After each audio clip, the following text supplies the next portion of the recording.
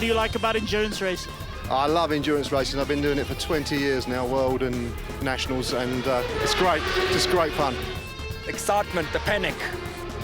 Camaraderie, the standing together, and just the absolute fun of it. Short track racing is very fast, very intense. You've got to do the whole thing really quickly. Everyone's got to be on the ball. With endurance racing, it's all about logistics. It's all about making sure you keep a good lap time.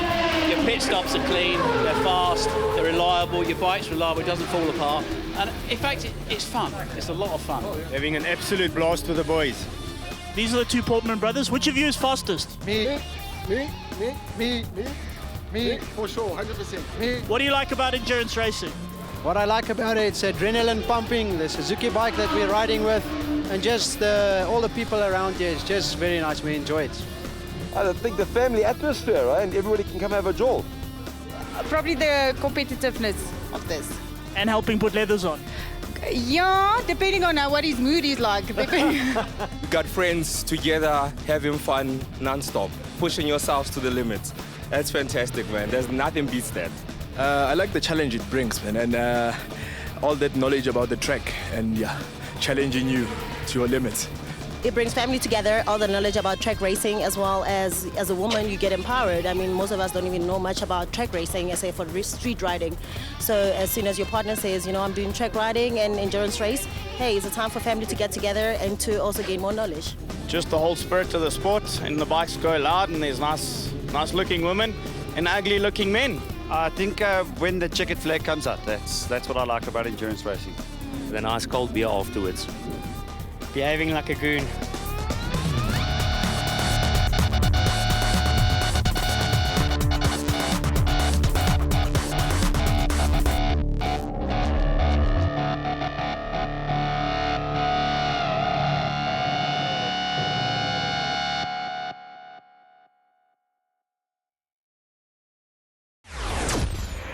Stuart Baker, Suzuki back in for another year of 4812 Endurance Series sponsorship, along with Odin Powersports.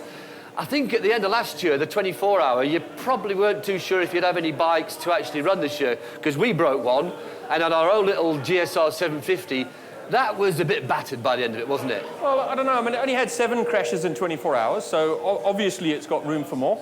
There was a certain amount of panel beating, a little bit of duct tape. We didn't quite get as far as a headlight, but we figured we'd fake it, so we just put a number board on. Perfect. We figured it was on the grass a lot, so an MX number board, no problem.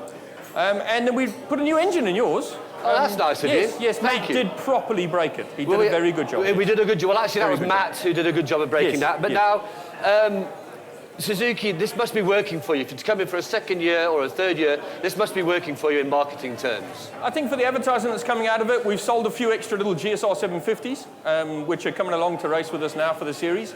It's difficult to gauge it directly, but I think from a racing point of view, it's definitely spreading. We can see we've got 23 teams this time around, which is the biggest field that we've had. So, yeah, we're going to carry on with it. For Suzuki heritage, it makes sense as well.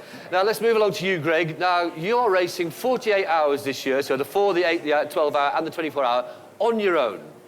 Why would you do this? Well, as I said, last year we had some fun and games trying to raise some money for various charities.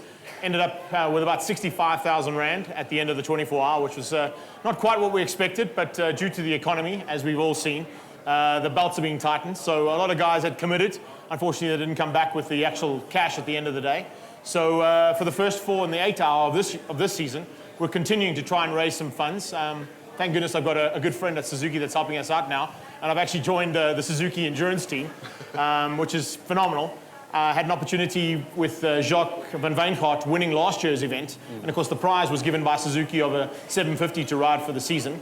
He turned that down and passed it on to me. So the guys from Odin Powersports and Red Star are kind of the main sponsors with Suzuki behind it. But now, so, I mean, okay, a 4-hour, that's not too bad to do on your own. But when you get to the 8, the 12, and then the 24-hour, how on earth do you do that on your own? Yeah, it's a bit tough, I must tell you. The idea is to try and pace yourself as much as possible. You don't want to be running into problems like a lot of the teams run into, where they've had a crash within the first hour, and there were about 3 of them at the 24-hour last year. So it's not easy to do. From my side of things, fortunately, I'm not the fastest rider in the world, and I never intend to be.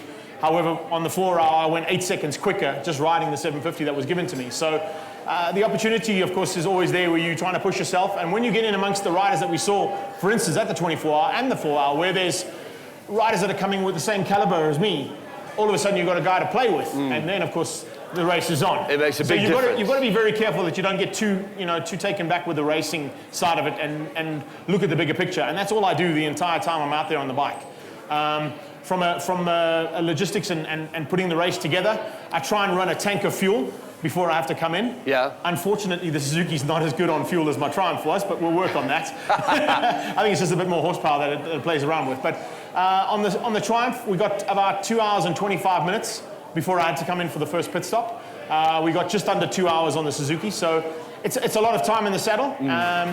But the cool thing about it is when I come in to refuel, it's to refuel myself as well. So that's the time I'll take the break, have about a half an hour, and then go back out. And for the 24-hour, and probably for the 8 and the 12 as well, we try and do that every single session. So there's a between an hour and a half and 2 hour session on track and a half hour off. Okay, so just tell us quickly about where people can go to support your racing and your racing charity. Where can they find out details? Basically, everything is on Facebook. I've run the campaign for the last 4 seasons. We started in 2013 with 27 for 24. It's now gone to 27 for 48. Last year we did another 27 for 48, and of course I've gone back to doing 27 for 48. That's the Facebook page. All the details are on there. Okay. My contact details, the banking details, how we can get involved. We're trying different things with the guys from Odin, from Suzuki as well, over the weekender, of course, where we head up to Mpumalanga. And there'll be a couple of sort of activations throughout the year as well. Unfortunately, the car racing side of things didn't quite come to fruition for this season. So everything is on the bike side this year. So I'm looking forward to doing some more damage to, not to the bike, but to the circuits that we race at. Yeah, we don't want any more damage to the bike. Certainly, yeah, not like you guys did. Stewie, we've obviously had the insertion of the relay element to the racing this year. Any more developments that you can let us know about, or are we going to pretty much stick to that formula? At this stage, we're going to stick to that formula. I think it worked nicely. They've split the endurance to an A category and a B category based on times. Yeah. So unfortunately, in our team, you're not quite fast enough to go to A category, and I can't hold Matt back fast enough to stay in B category. But we'll figure that out. We'll break a leg or something. What has worked nicely is the teams that are on the borderline can then still be competitive at a 2:10, 2:12 around the track. The relay series is really good because you bring your own bike, which means you don't have to give your buddy your bike.